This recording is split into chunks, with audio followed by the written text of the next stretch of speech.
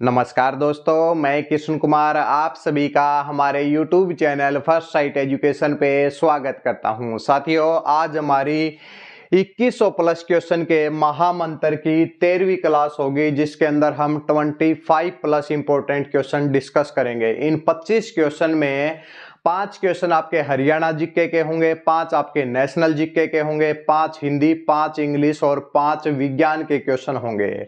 यानी कि आपको केवल 30 मिनट के अंदर इस क्लास में 5 सब्जेक्ट पढ़ने को मिलेंगे, जो कि आपके HSSC CET के एग्जाम के लिए बहुत ही महत्वपूर्ण है। हम HSSC CET के एग्जाम तक 2100 प्लस क्वेश्चन डिस्कस करेंगे। इससे पहले हम हर क्लास में 25 क्वेश्चन डिस्कस करते हैं, तो हम 300 के करीब हम क्या है क्वेश्चन डिस्कस कर चुके हैं। ठीक है भाई, अगर आपने वो क्लासेज अभी तक नहीं देखी हैं तो डिस्क्रिप्शन बॉक्स में जाएं या फिर प्लेलिस्ट में जाएं, वहां पर आपको उन वीडियोज का लिंक मिल जाएगा। इसके साथ में हमारी जो भी क्लासेज होती हैं, इनके नोट्स भी प्रोवाइड किए जाते हैं भाई। हर वीक, हर सप्ताह आपको नोट्स प्रोवाइड किए जाते हैं। पीछे 3-4 दिन से क्लास नहीं हो पाई कुछ टेक्निकल एरर की वजह से, लेकिन आज 15 अप्रैल से क्लासेज दोबारा आपकी कंटिन्यू हो जाएंगी। देखिए भाई, नोट्स के लिए क्या प्रोसीजर है। नोट्स के लिए आपको एक कॉन्टैक्ट नंबर है भाई 9990256757। इस व्हाट्सएप नंबर के ऊपर कॉन्टैक्ट करें, आपको पीछे जितनी भी 12 क्लास हुई हैं उन सभी के नोट्स मिल जाएंगे। केवल आपके लिए इसके लिए चार्जेस रखा गया है, क्लासेज बिल्कुल फ्री है। केवल 79 रुपीज में आपको 2100 प्लस क्वेश्चन मिलेंगे, जिसके अंदर आपको हरियाणा जीके के क्वेश्चन भी मिलेंगे। इसके अलावा 5 सब्जेक्ट के मिलेंगे भाई। 2100 में अगर आप 5 सब्जेक्ट में करें तो 450 से 500 क्वेश्चन एक सब्जेक्ट के मिलेंगे आपको। जैसे 450 क्वेश्चन हिंदी के, 450 क्वेश्चन इंग्लिश के, जो कि सीईटी के एग्जाम के लिए बहुत महत्वपूर्ण है। वन टाइम पेमेंट है भाई 79 की। इस व्हाट्सएप नंबर के ऊपर कांटेक्ट करेंगे नोट्स के लिए। चलो भाई, शुरुआत करें भाई। सबसे पहले शुरुआत करते हैं आज की क्लास की। सबसे पहले हम डिस्कस करेंगे 5 क्वेश्चन भाई आपके हरियाणा जीके के डिस्कस करेंगे। 5 क्वेश्चन हरियाणा जीके के डिस्कस करेंगे, जो कि बहुत ही महत्वपूर्ण है। ठीक है भाई,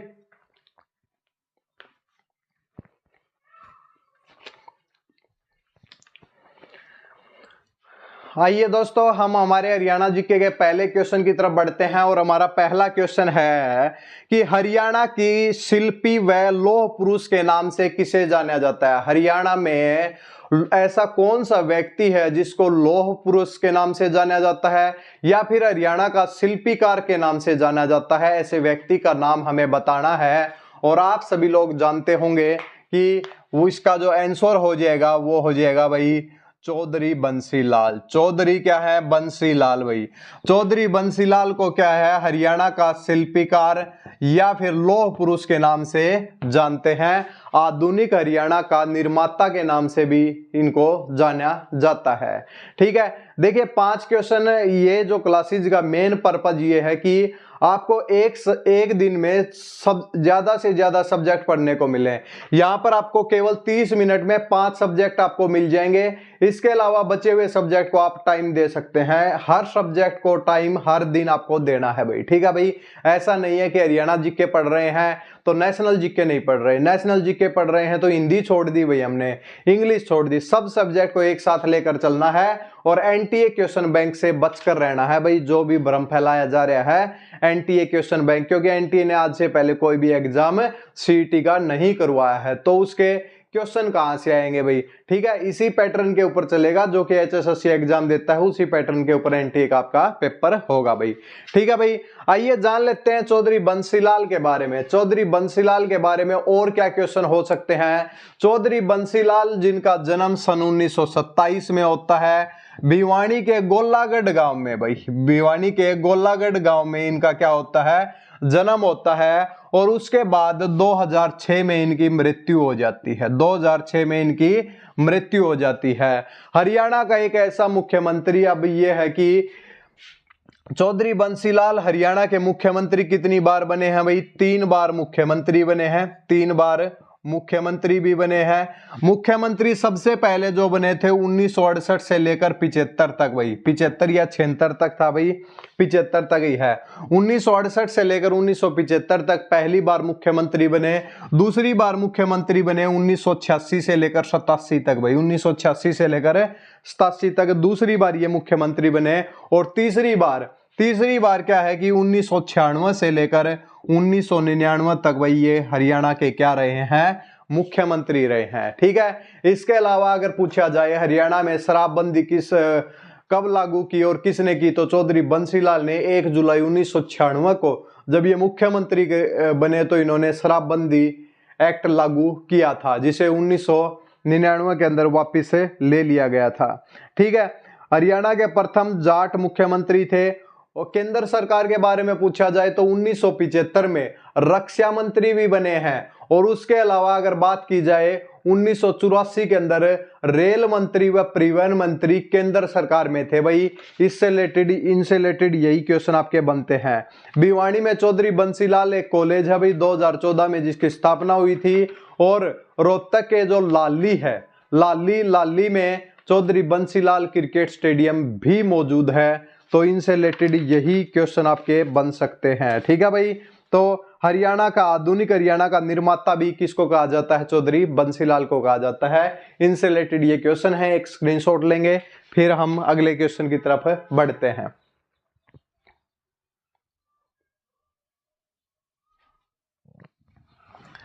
इसके बाद अगला क्वेश्चन आता है कि सबसे लंबे समय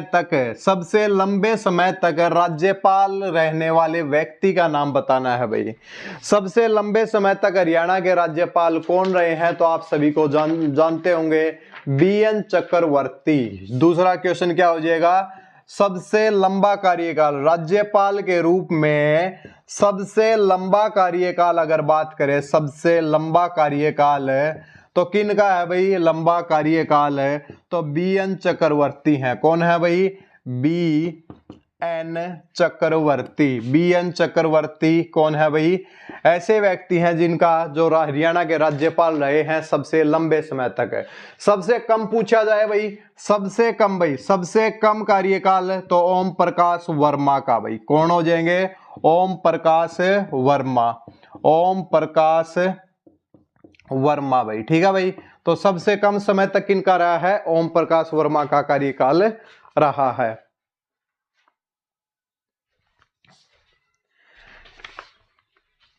इसके बाद हमारा अगला क्वेश्चन है कि हरियाणा के राज्यपाल व मुख्य न्यायाधीश पद पर रहने वाले व्यक्ति, हरियाणा के वो राज्य बताइए भाई जो राज्यपाल भी रह चुके हैं और मुख्य न्यायाधीश भी रह चुके हैं। तो पहले वो मुख्य न्यायाधीश थे, बाद में उनको राज्यपाल बनाया गया है। ऐसे व्यक्तियों के नाम बताने हैं आपको।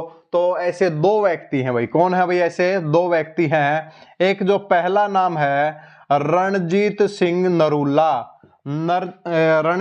नरूला, एक तो ये व्यक्ति हो जाएंगे।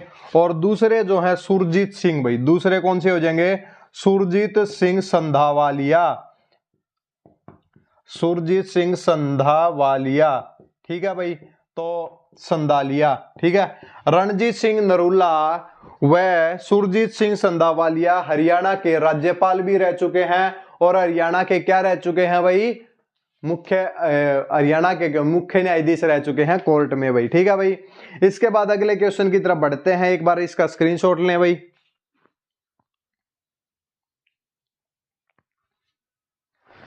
इसके बाद हमारा अगला क्वेश्चन है कि संतों की नगरी, साहित्यिक नगरी,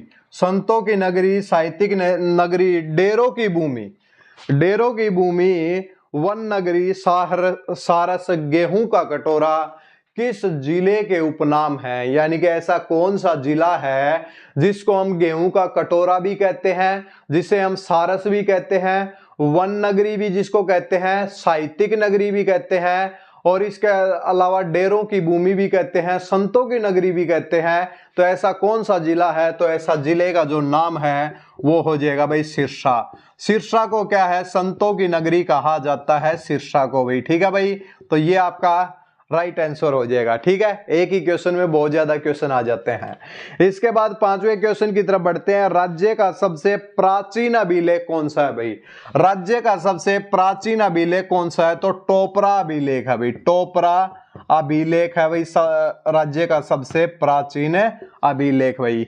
तो ये आपके हुए भाई हरियाणा जीके के भाई 5 क्वेश्चन है। इसके बाद हम नेशनल जीके की तरफ बढ़ेंगे। देखिए आपको ज्यादा इसमें टेंशन लेनी नहीं है, हरियाणा जीके आपकी नॉर्मल ही पूछी जाती है, इसलिए सबसे मेन जो चीज है वो है हर सब्जेक्ट को हर दिन पढ़ना भाई। हर सब्जेक्ट को हर दिन पढ़ना ही सबसे बड़ी बात है, और अगर आप ये कर लेते हैं तो आप किसी भी एग्जाम को क्रैक कर सकते हैं। ये एनटीए के चक्कर में मत पढ़ना भाई, पेपर जरूर कराएगा लेकिन पैटर्न वही रहेगा, सिलेबस बहुत जल्द जारी हो जाएगा। सब टीचर लिखते हैं NTA question paper, NTA question paper, ऊपर डालने से कुछ नहीं होता। एनटीए ने कोई भी एग्जाम नहीं कराया है। एक स्क्रीनशॉट लेंगे और फिर हम इसके बाद नेशनल जीके की तरफ बढ़ते हैं।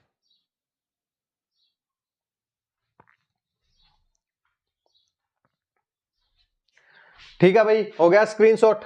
इसके बाद 5 क्वेश्चन आ जाओ भाई नेशनल जीके के। 5 क्वेश्चन है नेशनल जीके के, हमें डिस्कस करने हैं। नेशनल जीके भाई, नेशनल जीके, ठीक है, एनजी। इसमें हमारा सबसे पहला क्वेश्चन है कि भारतीय संविधान का भाग नंबर 20 संबंधित है। क्या कहा गया है कि अगर भारतीय संविधान में अगर बात करें, भाग नंबर क्या भाई? भाग नंबर 20 है, और जिसे लिखा जाता है XX भाई। तो ये जो संविधान का जो भाग है किससे संबंधित है भाई? किससे संबंधित है? देखिए इससे पहले हम बता देते हैं, पिछली क्लास में हमने आपको क्या बताया था कि भाई भाग नंबर 4 में आपके निर्देशक सिद्धांत है, directive principle of the state policy है भाई। ठीक है भाई, कौन से भाग में है? भाग नंबर 4 में। अब भाग नंबर 4A में क्या है भाई? भाग नंबर 4A में क्या है? तो वो क्या थे भाई? आपके फंडामेंटल ड्यूटीज थी भाई, फंडामेंटल ड्यूटीज थी। और इसके अलावा अगर फंडामेंटल राइट की बात करें, फंडामेंटल राइट भाग नंबर 3 में भाई, और आर्टिकल कहां से कहां तक है? 12 से लेकर 35 तक वो क्या थे? आर्टिकल थे। तो ये सब हम आपको बता चुके थे। भाग नंबर 5 में क्या शामिल था? संघ के बारे में था, संघ के बारे में था, जिसके अंदर आर्टिकल 52 से लेकर 151 तक है भाई। इसके बाद भाग नंबर 6 में क्या है? भाग नंबर 6 में राज्यों के बारे में है। उसी प्रकार आपको भाग नंबर 20 में बताना है कि भाई इसमें क्या शामिल है। सबसे पहली बात है, भाग नंबर 20 में केवल एक ही आर्टिकल है, आर्टिकल नंबर 368 भाई। और 368 किससे संबंधित है? तो संविधान का संशोधन भाई, संविधान का संशोधन करना। संविधान में संशोधन करने की बात कहां पर हुई है? तो आर्टिकल नंबर 368 में। और ये कौन से भाग में शामिल है? भाग नंबर 20 में शामिल है, भाग नंबर 20 में शामिल है। इसके बाद भाग नंबर 5 में संघ है, भाग नंबर 3 में मौलिक अधिकार है, भाग नंबर 4A में मौलिक कर्तव्य हैं, ये हम आपको बता चुके हैं। ठीक है, इसके बाद आ जाओ भाई, बलुआ पत्थर से बनी सबसे लंबी गुफा क्रेमपुरी भाई। देखिए बलुआ पत्थर से बनी, बलुआ पत्थर से बनी राज्य की सबसे लंबी गुफा है क्रेमपुरी भाई। एक राज्य है जिसकी सबसे लंबी गुफा है बलुआ पत्थर से बनी, क्रेमपुरी भाई।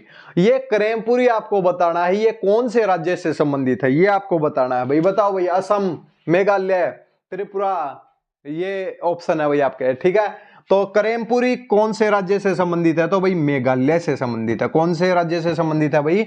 मेघालय से संबंधित है। ठीक है भाई।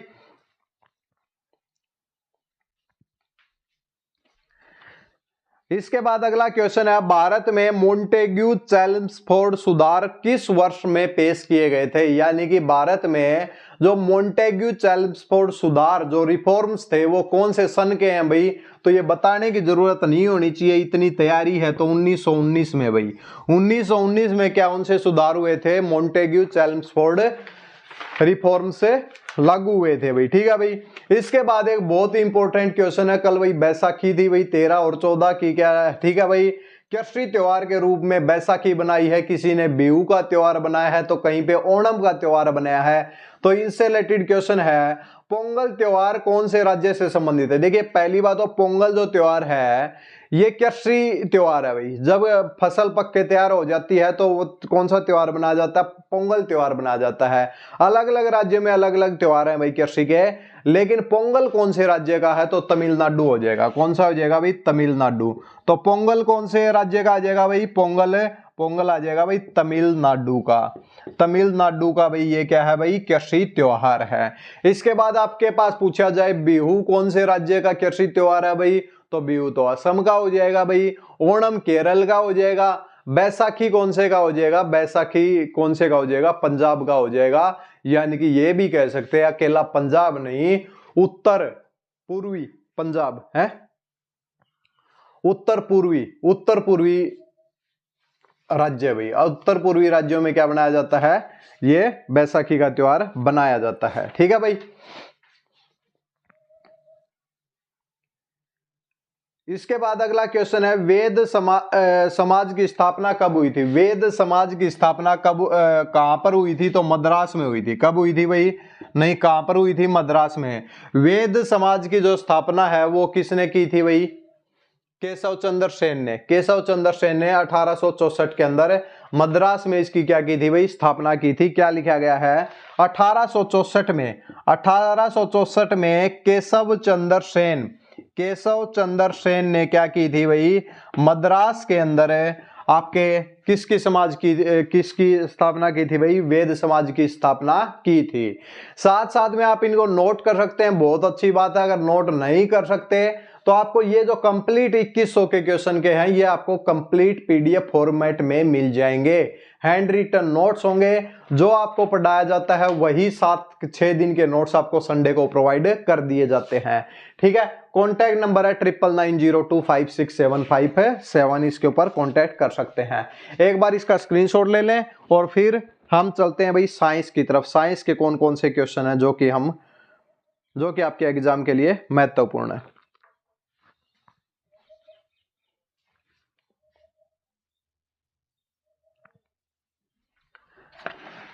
आ जाओ भाई, साइंस है। साइंस के 5 क्वेश्चन डिस्कस करते हैं। उससे पहले क्वेश्चन पढ़ के आपको बता देते हैं कि the origin of the species पुस्तक के लेखक कौन है भाई? ठीक है भाई। The origin of the species पुस्तक के लेखक कौन है? कई बार पेपर के अंदर पूछा जाता है। 5 भाई साइंस यानी कि विज्ञान के क्वेश्चन आ जाएंगे भाई। ठीक है भाई। क्या है भाई? क्वेश्चन है द ओरिजिन, हिंदी में कराएंगे भाई। The origin of the species, इस पुस्तक के लेखक कौन है? कई बार पुस्तक ये नहीं कि हिंदी के अंदर हो जाएगा, पुस्तक के बाहर लिखा होता है the origin of the species, English में होती है भाई, तो उसके लिए इंग्लिश में याद रखना पड़ेगा। The origin of the species पुस्तक के लेखक कौन है? तो वो है भाई चार्ल्स डार्विन भाई। कौन है भाई? चार्ल्स डार्विन क्या है भाई? The origin of the species पुस्तक के क्या है भाई? लेखक हैं भाई। ठीक है भाई। इसके बाद थ्योरी ऑफ द इवोल्यूशन का सिद्धांत किसने दिया था भाई? विकास का सिद्धांत किसने दिया था? तो वो भी किसने दिया था भाई? वो भी चार्ल्स डार्विन ने दिया था। और ये जो पुस्तक है, ये पुस्तक कब फॉर्मुलेट की गई भाई? 1859 के अंदर। और 1858 में क्या हुआ था कि थ्योरी ऑफ द इवोल्यूशन, देखिए भाई बायोलॉजी का क्वेश्चन है ये। थ्योरी ऑफ द इवोल्यूशन का सिद्धांत किसने दिया था भाई? तो ये किसने दिया था? चार्ल्स डार्विन ने 1858 में। 1859 में चार्ल्स डार्विन ने क्या की थी? The origin of the species पुस्तक लिखी थी और इसके ये लेखक थे। देखिए भाई, आपने हरियाणा जीके भी पढ़ लिया, आपने नेशनल जीके भी पढ़ लिया, अब आप साइंस पढ़ रहे हैं, हिंदी पढ़ लेंगे, इंग्लिश पढ़ लेंगे। ये जो कंटिन्यूटी है केवल 2 महीने तक बना कर रखें, आपको बहुत ज्यादा इसके अंदर भाई फायदा होने वाला है। ठीक है भाई। करंट अफेयर खुद पढ़ लें भाई। इसके अलावा आपके कंप्यूटर खुद पढ़ लें किसी भी बुक से ज्यादा पढ़ने का इसमें प्रयास करें भाई। ठीक है भाई। इसके बाद आगे की तरफ बढ़ते हैं। What is the full form of DNA? DNA की फुल फॉर्म क्या हो गई भाई? DNA deoxy ribo nucleic acid भाई। क्या हो जाएगा? डीऑक्सी राइबो न्यूक्लिक एसिड किसकी फॉर्म हो जाएगी भाई? डीएनए की हो जाएगी। डीएनए का फुल फॉर्म क्या हो जाएगा, डीऑक्सी राइबोन्यूक्लिक एसिड भाई। ठीक है भाई, तो हो जाएगा। इसके बाद पूछा गया है सूखी बर्फ क्या है, एक स्क्रीनशॉट लें भाई इसका, फिर बताते हैं कि सूखी बर्फ क्या है।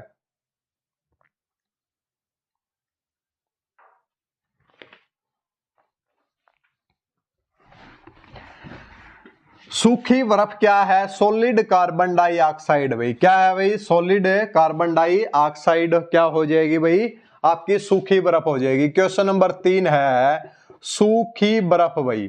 सूखी बर्फ क्या है भाई, तो क्या लिखेंगे भाई हम, सॉलिड CO2। कार्बन डाइऑक्साइड को क्या लिखते हैं भाई, CO2 लिखते हैं। सॉलिड CO2 को हम क्या बोलते हैं, सूखी बर्फ के नाम से जानते हैं। ध्वनि की तीव्रता मापने की इकाई क्या है, यानी कि ध्वनि की तीव्रता की कितनी उसकी इंटेंसिटी है, उसको किस चीज के अंदर मापा जाता है, तो डेसिबल में मापा जाता है भाई। क्या हो जाएगा, ध्वनि की तीव्रता, ध्वनि की तीव्रता को किस में मापा जाता है, तो वो हो जाएगा डेसिबल में भाई। किस में भाई, डेसिबल में मापा जाता है। इसके बाद अगला क्वेश्चन आता है करंट को किस चीज के अंदर मापते हैं, एम्पियर के अंदर मापते हैं भाई। इसके अलावा एनर्जी को, ऊर्जा को किस चीज के अंदर मापते हैं, तो जूल के अंदर मापते हैं, कैलोरी में भी मापते हैं भाई। ठीक है। इसके बाद अगला क्वेश्चन है भूकंप के दौरान सतह पर पहुंचने वाली तरंगों को कौन सा उपकरण मापता है। देखिए जिस टाइम पे भूकंप आता है तो भूकंप से कहीं ना कहीं तो वेव जनरेट होती हैं, जहां से जो वेव जनरेट होती हैं पृथ्वी के नीचे से परत से, वही किसी भी परत से होती है, तो फिर वो क्या है धीरे धीरे सरफेस की तरफ पहुंचते हैं। तो सरफेस के ऊपर उसको मापने का कि उनकी तीव्रता कितनी है, उसको मापने का जो यंत्र है उसको हम क्या बोलते हैं, सिस्मोग्राफ बोलते हैं भाई। वो क्या बोलते हैं भाई, सिस्मोग्राफ बोलते हैं, SEISMO। ये वन वर्ड सब्स्टिट्यूशन में भी पूछ सकता है भाई इंग्लिश में।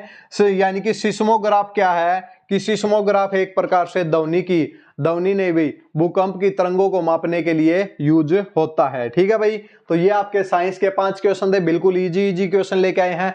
ऐसे क्वेश्चन हैं जो कि पेपर में गलत होने के इजी हैं लेकिन गलत होने के चांसेस ज्यादा रहते हैं।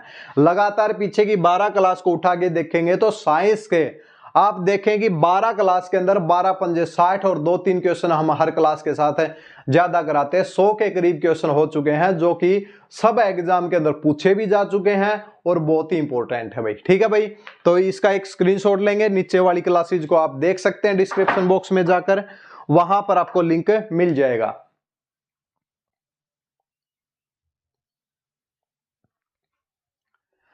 इसके बाद चलते हैं भाई, इसके बाद हिंदी की तरफ चलते हैं और पहला क्वेश्चन है गुरु गुड़ चेला चीनी। गुरु गुड़ और चेला चीनी लोकोक्ति का अर्थ क्या होगा भाई। देखो भाई, गुरु तो है भाई गुड़ और चेला है भाई चीनी। अब क्या हो गया कि भाई अब गुड़ ज्यादा फायदेमंद है या चीनी, फायदेमंद में तो गुड़ होता है लेकिन गुड़ से क्या बनाते हैं भाई, गुड़ से चीनी बना देते हैं भाई बाद में। ठीक है, तो फिर कैसे कैसे होगा भाई, है गुरु गुड़ और चेला चीनी, तो क्या होगा, चेला थोड़ा सा ज्यादा यानी कि अनुभवी है, ज्यादा क्या है, अनुभवी है, ज्यादा काबिल है। तो ये इसका मतलब ये हो जाएगा गुरु से शिष्य का ज्यादा काबिल होना। ये लिखने की जरूरत नहीं है। देखिए गुरु गुड़ चेला चीनी लोकोक्ति का अर्थ क्या होगा कि गुरु से शिष्य का ज्यादा काबिल होना। जब शिष्य ज्यादा काबिल हो जाए गुरु से तो हम बोल सकते हैं गुरु गुड़ और चेला चीनी भाई, चेला चीनी। ठीक है, लोकोक्ति है भाई हिंदी की।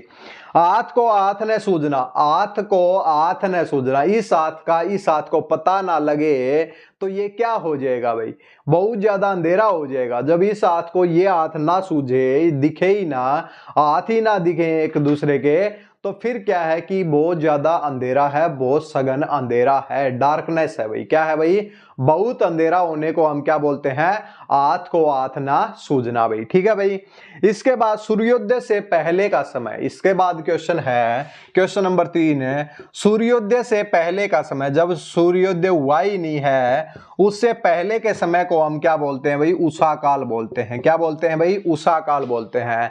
उसके बाद मानव है, मानव प्रवृत्ति है भाई, मानव है, मानव इंसान है। एक तो मानव है जिसके अंदर मानवता है, ठीक है भाई, दया है, करुणा है।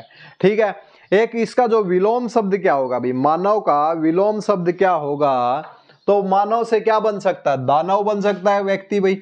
जब दया ही नहीं है तो मानव का जो विलोम शब्द क्या हो जाएगा, दानव हो जाएगा। क्या हो जाएगा भाई, दानव हो जाएगा। उसके बाद अगर आपके पास पूछा जाए कि भाई संसार का पर्यायवाची शब्द क्या होगा, संसार का पर्यायवाची शब्द क्या होगा, संसार को विश्व बोलते हैं भाई, विश्व भाई, विश्व भी है भाई, ठीक है भाई, विश्व भी है, जग भी है, जगत भी है भाई। तो इतने तो अपने को भी याद है भाई, विश्व है, जग है, जगत है, जहान, सारे जहान से अच्छा जहान भी आ जाएगा। यानी कि ये आपको ऑप्शन से आइडिया लग जाएगा। लोक भी बोलते हैं, इस लोक में 3 लोक हैं भाई, सौर लोक, परल, पाताल लोक, ठीक है। तो ये आपके भाई 5 क्वेश्चन हो गए हिंदी के, बिल्कुल इजी है। यानी कि बस ये है कि आपको ये लगा रहे कि हम सब सब्जेक्ट को साथ लेकर चल रहे हैं और उसी से रिलेटेड आपको पढ़ने का मन करे। आपको पता नहीं लग पाता कि बुकें तो बहुत हैं, आगे बुकें तो बहुत रखी हैं, लेकिन ये पता नहीं लग पाता कि क्या पढ़ें भाई, क्या किस चीज से क्वेश्चन पूछा जाएगा, क्या पढ़ना है। तो इन क्लासेस से आपको बहुत ज्यादा इस बात का आइडिया मिल जाएगा और क्वेश्चन भी आपके रिपीट हो जाएंगे, ठीक है। एक स्क्रीनशॉट बनता है, उसके बाद इंग्लिश की तरफ बढ़ते हैं और इंग्लिश के भी हम क्वेश्चन डिस्कस करते हैं।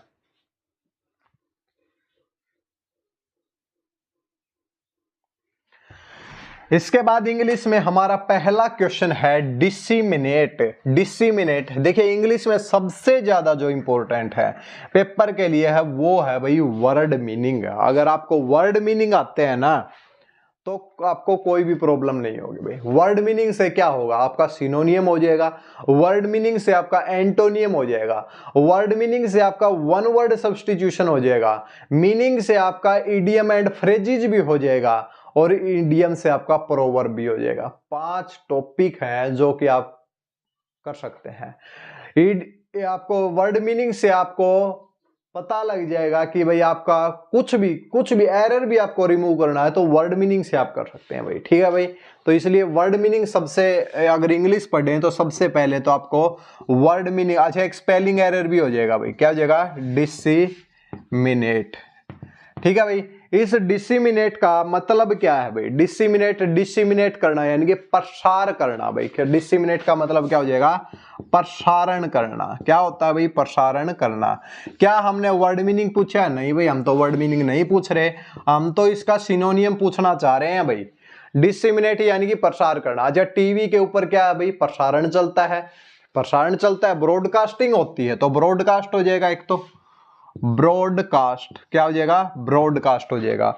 दूसरा इसका जो है सर्कुलेट करना, देखिए ये आपको सर्कुलेट वैसे याद नहीं आएगा कि ब्रॉडकास्ट का डिसिमिनेट का होगा या नहीं, लेकिन जब ऑप्शन में होगा तो सर्कुलेट करना सीधी सी बात है भाई, प्रसार करना, सर्कुलेट करना इंफॉर्मेशन को, तो फिर वहां से आपको आइडिया लगता है, ऑप्शन के हिसाब से आइडिया लगता है। हम यहाँ पे तीनों चीजें लिख देते हैं, सर्कुलेट भी है, डिस्ट्रीब्यूट भी है भाई। क्या है भाई, डिस्ट्रीब्यूट भी इसका क्या हो जाएगा, सिनोनियम हो जाएगा।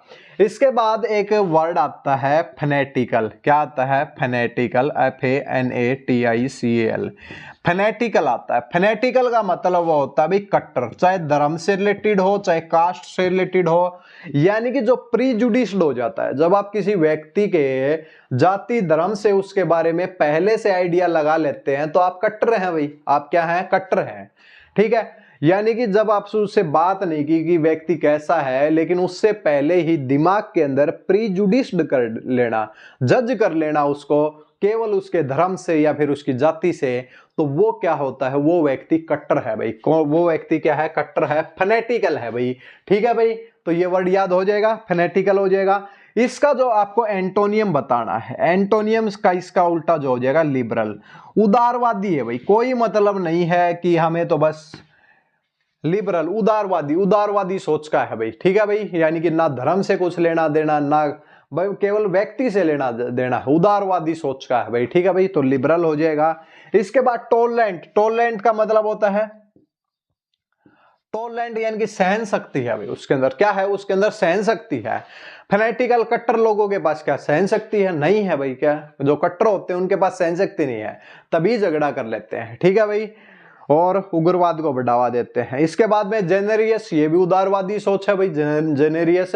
और एक होता है अनप्रीजुडिस्ड। प्रीजुडिस्ड का मतलब होता है पहले से जज कर लेना, और उसके आगे अन लगा दिया, यानी कि अगर मैं ये लगा दूं कि अन प्रीजुडिस्ड, JUDIC, प्रीजुडिस्ड लगा दिया तो क्या हो जाएगा कि पहले से उसने भाई जज नहीं किया है उसको। ठीक है भाई।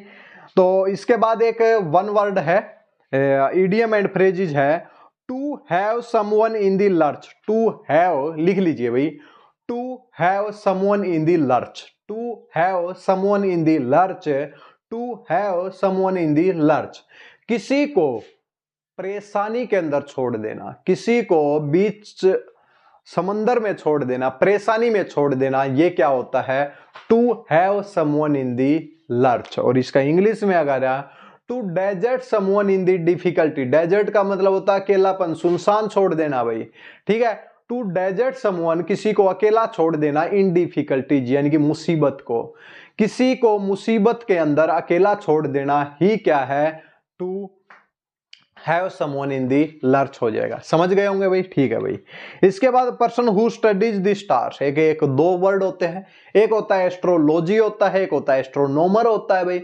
जो केवल क्या करता है कि ये person who studies the star, जो केवल तारों की स्टडी करता है, जो तारों के बारे में बताता है कि भाई ये किस प्रकार रिवॉल्व कर रहे हैं, ये किस प्रकार भाई इनका प्रकाश आता है, यानी कि खगोलीय पिंडों के बारे में।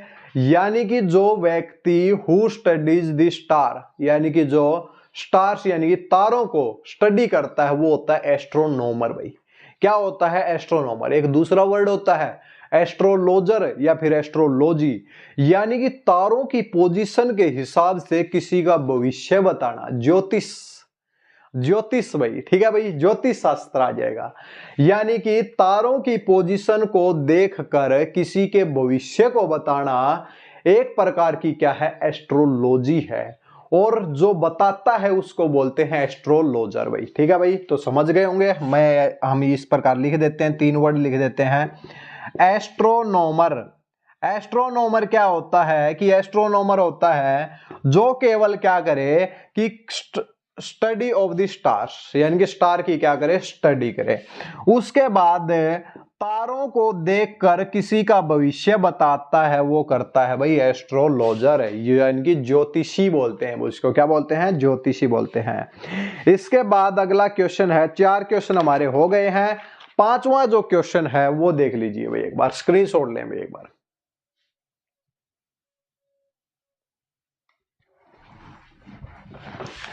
एक 5वां भाई हमारा स्पेलिंग एरर का है। एफिडेविट, जब आप किसी कोर्ट के अंदर जाते हैं तो वहां पे एफिडेविट बनवाते हैं, तो ये पूछा गया है कि उसकी सही स्पेलिंग क्या होगी। तो एफिडेविट होता है या फिर एफिडेविट होता है या फिर